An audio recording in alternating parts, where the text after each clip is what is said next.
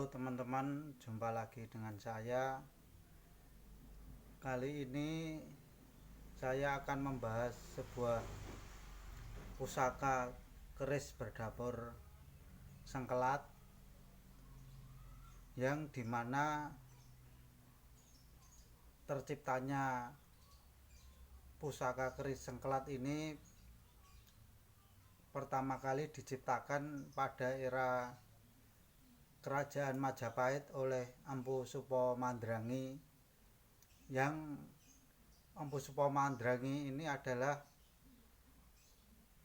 murid dari Sunan Kalijaga, yang pada awalnya Empu Supomandrangi adalah beragama Hindu. Setelah beliau berdiskusi ataupun berguru kepada Sunan Kalijaga, kemudian Empu Supomandrangi ini memeluk agama Islam.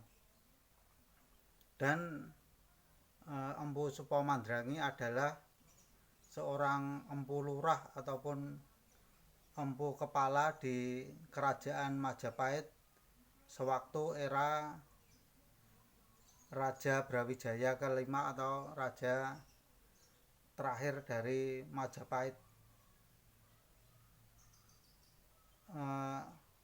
Empu Supomandrangi ini sewaktu akan membuat ataupun akan membabar keris sengkelat ini, beliau diberi sebuah bahan keris yang sebesar biji asam oleh Sunan Kalijaga. Dan pada awalnya Empu Supo tidak menyangka kalau bahan besi yang sebesar biji asam itu akan bisa atau akan cukup untuk membuat sebuah keris. Setelah akan ditempa, bahan besi yang sebesar biji asam itu kemudian berubah menjadi besi seukuran bukit, ataupun mungkin adalah itu menggambarkan berubah menjadi besi dengan ukuran yang besar sehingga cukup untuk membuat sebuah pusaka. Dan setelah dibuat maka terciptalah pusaka keris berdapur sengkelat ini, teman-teman.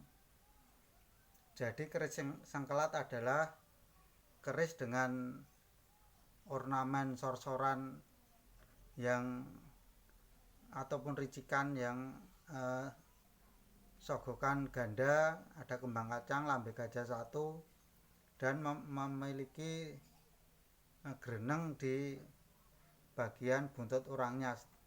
Dan keris sengkelat memiliki luk yang berjumlah 13, yaitu luk 13 ini adalah merupakan jumlah luk yang terbanyak yang terdapat pada sebilah keris, teman-teman. Jadi seperti inilah bentuk dari keris berdapur sengkelat.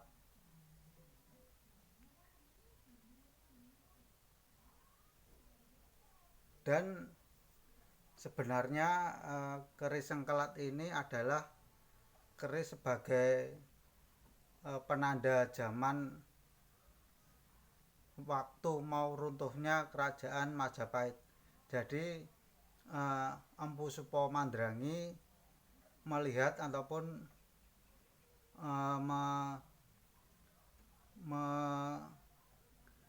menciptakan keris ini dengan tujuan adalah untuk menandai bahwa akan terjadi sebuah perubahan yang mendasar ataupun perubahan tata pemerintahan yang ada di Majapahit waktu itu. Jadi ricikan sengkelat ini terdapat kembang kacang yang